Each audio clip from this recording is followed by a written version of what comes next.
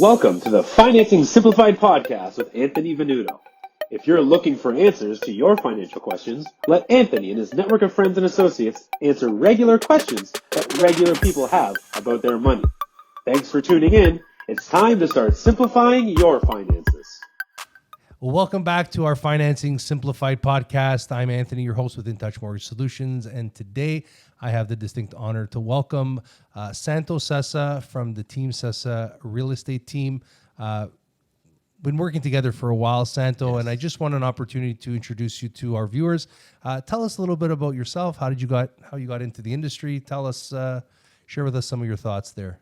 Thank you. Thank you for inviting me here on your podcast. This is it's an honor for me to be here, so thank you for that. How did I get into real estate? Well, most of my life I've been in sales and marketing, and being self-employed most of my life, it was a natural progression for me. Now, as far as Team Sessa goes and my family team, it's myself, my son, and my wife. My wife was the first one to be a realtor, going back more than 20 years now. So she became a realtor. I was doing my own sales, marketing, consulting, and from time to time, I'd help her, though, in real estate. Things like, if she had a late night appointment, I didn't want my wife being out late at night, meeting some stranger at some house. So I'd go with her. I'd help her with the marketing. And for years, she kept saying, join me, join me, join me. Let's do this together. And for years, I kept saying, no way, no way. After all, who wants to work with their wife, right? So I said no. But then I got involved in working with Remax as a recruiter, because part of my sales and marketing consultation career was recruiting. And that's when I started to see the insides and the kind of the behind the scenes aspect of real estate, more so than just from my wife's point of view as a realtor. And it was after that of really only about a year of being a recruiter that I decided to say, hey, you know what? This really is where I want to be. And I was at the wrong side of the table on the recruiting side. I wanted to be on the real estate side, actually working with clients, and that's about 11 years ago now. Joined my wife. Our son has since joined us.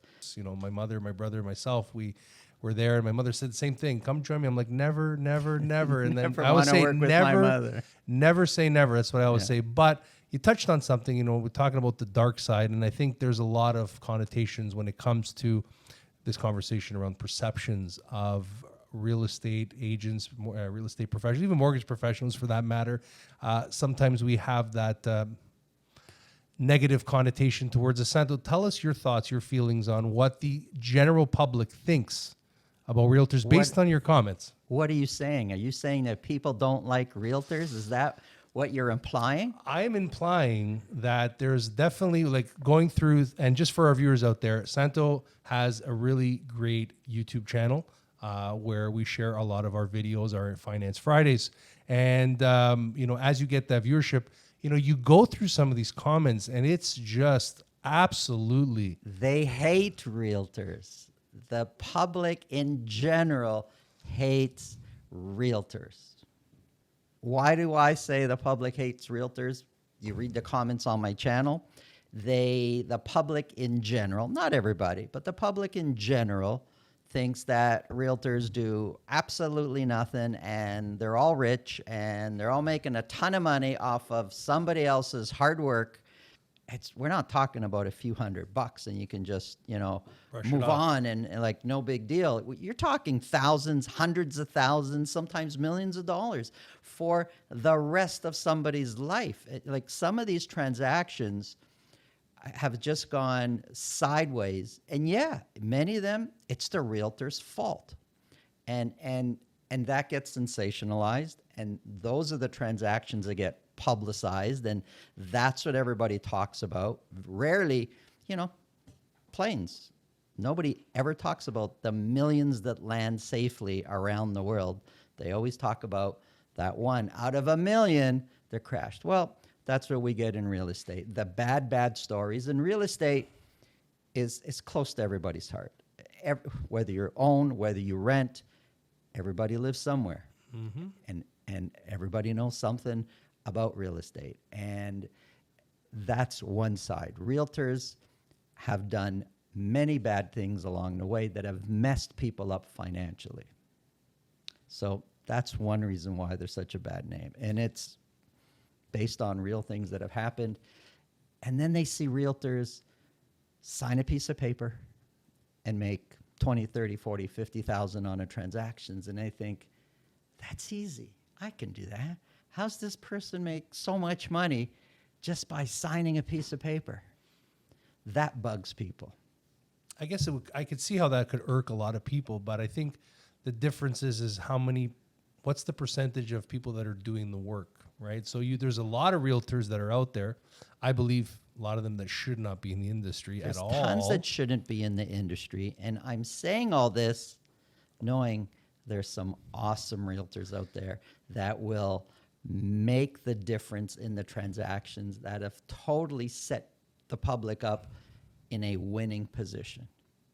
And that is, I think the key is the hiring process of a realtor. And I'm going to go as far as to say there's a lot of individuals, and nothing against family realtors or friends and cousins and so on and so forth, because that happens.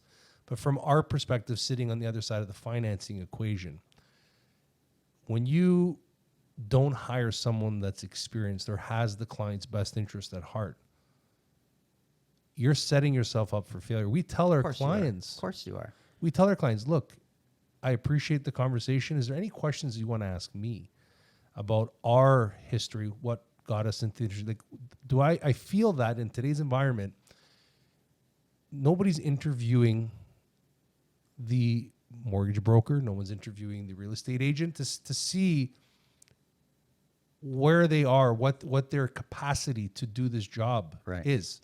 Right. They just look at maybe the commission end of it. They look at, what are you going to do for me? A couple will take, sorry to cut you off. No. A couple will take longer to figure out where they're going to go for dinner than to pick a mortgage broker or a real estate agent. I couldn't agree with you more. And I think that is a big problem. I think I guess maybe we can go off on this and say, look, in the real estate mortgage lawyer transaction, is it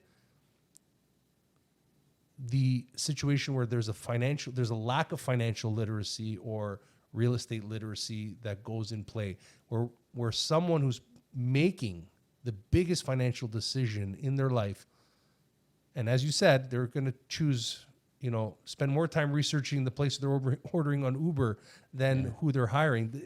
Should be a little bit more of a requirement for these people to sort of say, hey, before I just hire this person, is there a checklist? Like, is there things that we should be looking at? Absolutely. Sometimes I'll get calls and say, Santo, will you help? People I've never met. Will you help me sell? Will you help me buy? And I'll start off with, I don't know.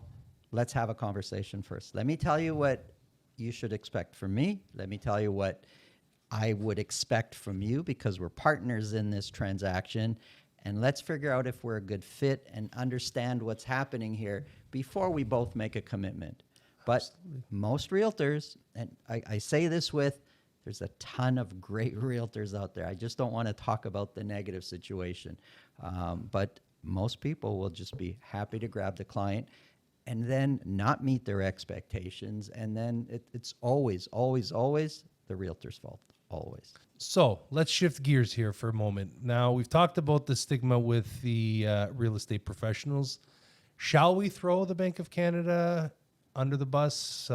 Should we have this conversation? Do they need help? I don't know if they need help right now, but maybe we should lend a hand and try to get them out from underneath. Yeah, I think that's a good conversation, especially on the financial real estate end, because we do know that the Bank of Canada has a big hand to play in buyer sentiment, consumer confidence, especially when it comes to the real estate market. And now, with their recent hold in October and their next meeting coming up in December, there's a lot of conversation around what the Bank of Canada will do next. And maybe, Santo, you can share some opinions and thoughts on what happened last time the Bank of Canada, or in early 2023, hit the pause button. When it hit the pause button? Yeah, when it held rates back in January, February. What happened to the spring market? Activity went up, prices went up. Buyers that have been on the sidelines had a new sense of confidence. And so activity picked up. Mm-hmm. As that continues, that there's a pause, then more rate hikes, then a pause, I'm finding, and this is more street level that I'm talking about here, dealing with buyers and sellers every day, getting their attitude on how they feel. A lot of them don't have any faith as to what's happening next, and they don't know, and it's almost becoming background noise now. Whatever, what does the Bank of Canada do? Whatever they do, they do. This is what I'm qualified for. This is my payment. I'm locked in. My pre-approval's locked in. As long as I buy within the next 2 months or 3 months, that's my rate. Whatever the Bank of Canada does, they do. There's tons of other buyers on the sideline waiting. And they're waiting for the bottom. And What's they'll the ask bottom? me, where's the bottom? How do I know that?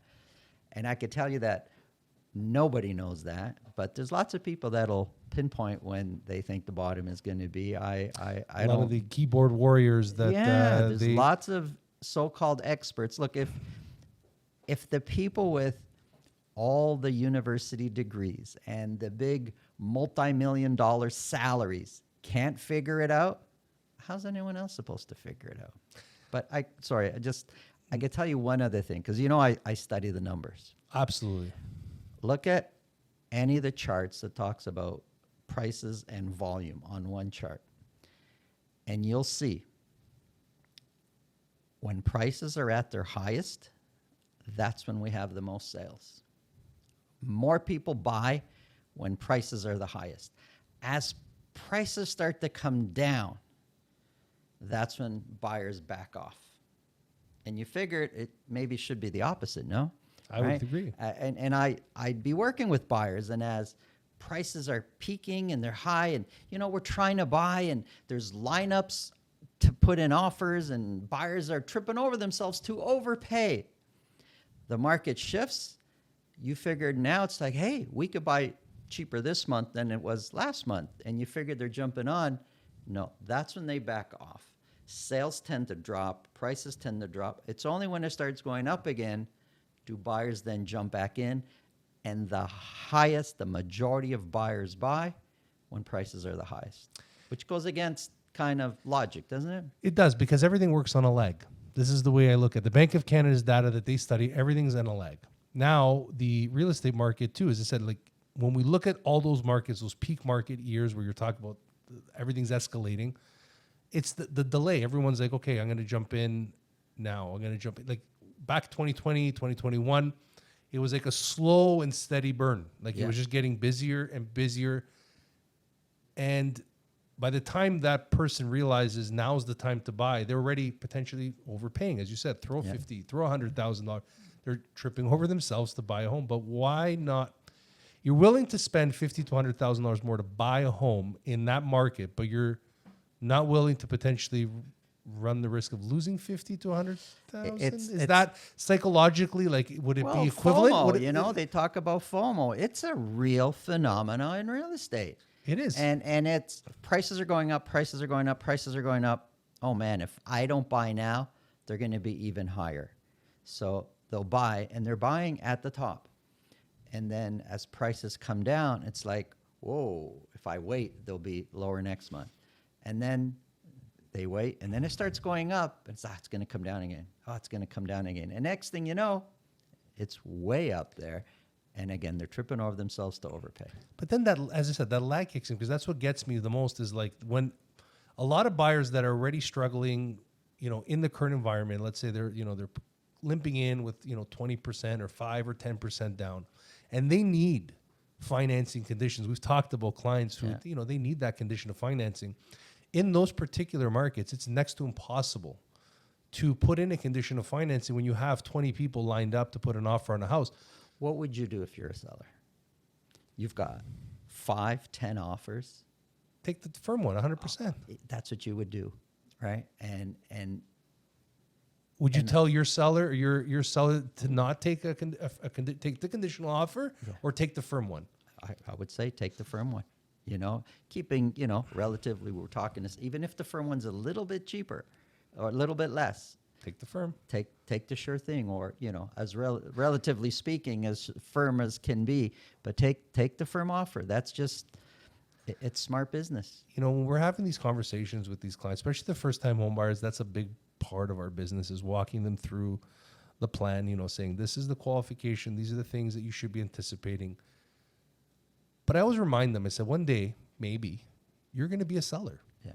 One day you're going to be looking to turn around and sell your home. And everybody wants the cheapest home to go buy. They want to, nitpick and do this. But then eventually when they're the seller, they want top dollar. They want everything to be all the... I see it from both ends that way. In you being in the mortgage side, there's somewhat involvement on the sales side if they got to break a mortgage and something. But I'm very involved. So we're house hunting. We buy a house. And sometimes these buyers will really complain about the seller and how greedy they might be. And, so what if we got a financing this condition? They should still go with it. But a few years later, they call me to sell their house. And they're the same way. They're like, I want top dollar.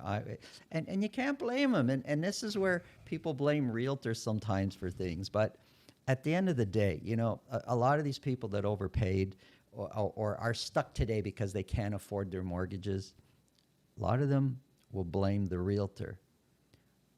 I don't know too many realtors, though, walking around with a gun forcing people to sign on the dotted line. Some of these buyers, you got to say, and I know this is maybe a little controversial, but you got to take responsibility for your own decisions also. So, yes, many bad realtors out there, but some of the public, they've made decisions that they never should have made. And some of those decisions are hiring the wrong realtors. They hired somebody just because they're family, not because they're qualified, but because they're family. So they're doing somebody a favor, and they're not qualified to help them. They hired somebody because they gave them cash back. Listen, if you help me buy, will you give me $5,000 or $10,000? Sure. And then what? This realtor is just not qualified, so they'll hire the wrong people. If I got to put snow tires on my car soon. There's a mechanic down the street that'll do it for $300, for example, just change the tires, and then there's another one that'll do it for $150. It's easy to go to the one that's $150, so much cheaper. I'm saving $150. But does he have the same equipment? Is he as qualified? Is he as experienced? Because the only thing saving your life is the rubber on the road. This is not where you want to go cheap, and you got to ask yourself, why is one so much different than the other? And often experience has something to do with it. And experience is not always, it has nothing to do with, it's but not. You know what? They learn, the thing is sometimes in life, unfortunately, that's how you learn a lesson. Because I've always been taught and raised with you get what you pay for in life. And we've all heard that. You right? Get what you pay for. It's 100% true. And it works not only in the real estate side, but also works in the mortgage end, because people look at the financing and they say, oh, but I could save 5 or 10 basis points here. Okay, sometimes the products are equivalent. But when you see some of these products that they're offering such a significant discount, people forget what you're losing. There's something that you're giving up on the other end. Same thing. I always look and say, if you're going to hire a real estate agent, what passion are they going to have if you've taken away all their energy to want to sell this house? And I might be wrong on this, but I'm saying if you're going to give someone cash back and you want to do low-end commission, or you want to really ask yourself the question, what are you going to get out of that transaction? So we left off with that very controversial statement. I think maybe we'll get some backlash. Maybe we won't. We'll see exactly what happens. We're just two guys talking here, right? As I said, that's what we're here for, to have that conversation. But to really piggyback off of that and really bring it to even the mortgage industry, it's the same concept where individuals that hire a mortgage professional look at the rates, they'll look at the products, but they don't understand what they're giving up. There's always a trade-off in the particular products that they're selecting. They look as far as the curve in the road, and they don't see past the curve. So it's right there, and the road continues. There's a lot more to that road. And you're right. They'll look at the rate. Oh, this is cheaper. Let me go there. But the whole package might be way worse than that, quarter basis point difference in rate. And we see that in real estate too. There's a lot more to it than, just what's right there in front of your face. And with that mortgage, with the real estate transaction, there's so much value that can be brought to the table. A lot of times people just sign that document. They'll not look at what's actually within. I'm like, no. Wait a minute. Let's take a step back. Well, you know why they just sign? Because they're counting on that person's professionalism, but they hired the wrong person to begin with. And that is definitely something that we're going to have to touch on our next episode. So don't forget, we're going to be continuing the conversation with Santo Sessa from Team Sessa Real Estate. Santo, where can they find you on social media? Team Sessa Real Estate, just like that. And YouTube and Instagram? Everywhere. Perfect. Team Sessa Real Estate, you will come up. Awesome. And you can find us, obviously, at our In Touch pages, so at In Touch Mortgages, and on our social media feed. But we'll see you guys on the next episode.